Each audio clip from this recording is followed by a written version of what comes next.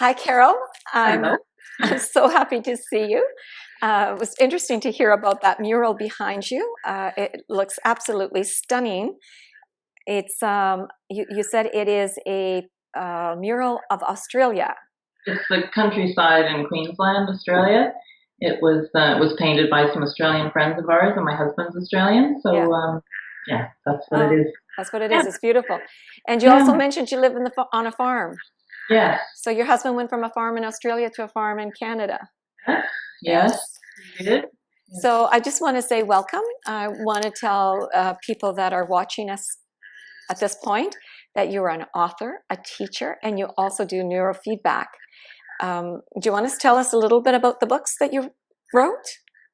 Sure, sure. The books are a coming of age story set in the mid 19th century, which is a time of great change, and so they're really about a girl coming of age through all the great changes that are happening around her. Yeah. And the third book involves aspects of constellation work.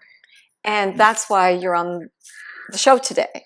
And the reason why you're on the show is because I want to hear about your journey in family constellations. When did you hear about family constellations? What brought you to it? Well, my story is probably one to not replicate, but I was going through a really rough time. I think it was about 10 years ago, maybe a little bit earlier than that. And I had I went to a few different Quaker worships, and really valued the silence that came from being there and the presence of other people who were deeply thoughtful and connected to something far greater than us. And in the announcements that were made, there was an announcement made about this man named Bert Hellinger, and who's the founder of Constellation Work, as I know you know very well. And I thought I really should go to that, but then I looked into it, and the price was something I didn't want to put out at the time, and I didn't do anything about it. And things rolled along, and my life got more complicated and unwieldy and difficult. And the funny thing is, I kept hearing the name Hellinger in my head, which, as you know, isn't a common name. And but I still didn't do anything about it. And then finally, I read a magazine article in the magazine called The Intelligent Optimist, which is a fabulous magazine with all sorts of really hopeful, positive things that are happening. So I read an article about Hellinger in that, and finally thought, oh, okay, like this is after, I should have done this several years before, but finally said, okay, I need to pursue this. And so my husband and I had a constellation done, which is, as you know, something pretty terrific when two people take part in it like that. And then there was, I really understood kind of the source, the rift that had happened that had created so much difficulty between the two of us. And that required, it was interesting because I only went so far with that, or we only went so far with that, and then I realize now that I should have spoken up and said, oh, I've got this huge resentment against a family member, and I didn't say that in the constellation, but that was okay because as the years went by, that resentment was addressed, and I realized that I needed to ask for some forgiveness from a family member, and that then too created great healing between the two of us, but also between me and this particular member of the family, but the rest of the family too. So it's kind of a story of what not to do, but it happened in its own time anyway.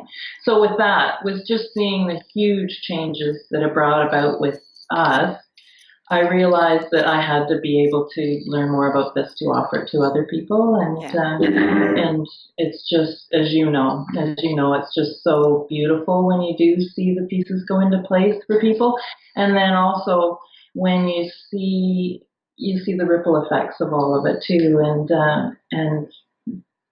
the boat takes a different paths. Then it charts a different course once things are in place, in the right place. So I'm a therapist, and I've worked with couples, and I've worked with couples using the traditional therapy that is not systemic. And family constellations really is quite a systemic approach. And in therapy, many times you help couples understand certain aspects of what's going on for them. And unless you take a look at the larger family system, you may not get an idea of what's going on. So I'm wondering how this approach, that constellation you did, how did it help you in ways that maybe therapy could not, or how did it augment what you did in your therapy? Because family constellation is not to replace therapy. It just gives us another way in to take a look at the situation. You still have to do your healing work.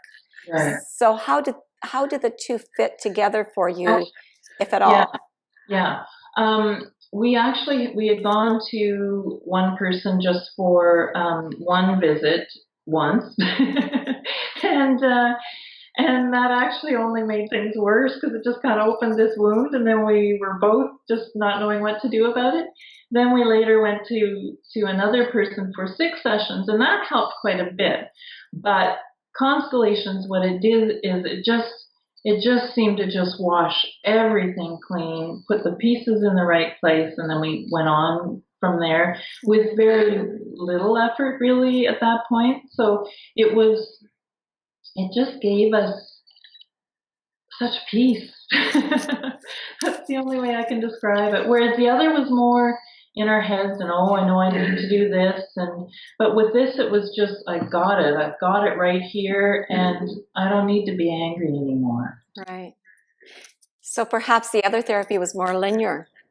Yes. Oh, for sure. And this, I know it's a 3-dimensional approach. At least a 3-dimensional, could even be 4 and 5 dimensions without going into metaphysics and whatever. But a 3-dimensional approach gives you an opportunity to perhaps really take it in at a level that's beneath the mind. Soul, yeah. The soul, the heart, the soul. Wow. And then you went on and you studied it yourself. Tell me about that journey. Well, as I said before, I knew I needed to do this just to be able to offer it to other people. So what I've been astounded at the changes that have happened with the people that I've worked with, and it's everything from people just being able to see where the estrangements in their family are, and then just in a very visual way recognizing that, and then putting the pieces back in the right place, and then being able to deal with things like going off to university, and being able to deal with things like facing cancer, knowing that they haven't got that tension or the difficulties behind them in the family, that they've got such love and support behind them, and then that always manifests in physical ways too, where people connect with one another. In another example, a man was having terrible, terrible nightmares that had them for years, and once he did a constellation, the nightmares completely stopped. They were gone. I mean, it's beautiful. And then another woman, and this one I was just telling you about the other day, who came from a very large and poor family, and I say poor not as a judgment, but as poverty is hard. Poverty is very hard for people. Yeah. And you can grow up your whole life feeling impoverished no matter how much you're given, just because that's what happens to your little soul when you're young. But anyway, she grew up in a very poor family with lots of estrangements. And because of the peace that she found through constellation work, and I think probably other work as well, she started making connections with the extended family. These are people she'd never met ever in her life. And for the first time ever, they had a massive family reunion this summer. And she said she felt such peace with it, but just lack of judgment and such forgiveness and such awareness of the suffering that everyone in the family had gone through. And just the ripples from that are just beautiful. You don't know where they're going to go, but it's from such a calm, heartfelt spot that you know good things will come from it. So she really ended up having so much compassion for the whole family as she got to know them. She really did, and I'm sure that came through with every person that she met while she was with them. Yeah. I was there, but I just the way she expressed the story to me, it was just beautiful. And I just want to be clear, I'm not saying that she didn't have the compassion before. It's just that she was able to express it with these people so that they could be on the same page. She must have. Right? Yeah. That is such a beautiful story. There's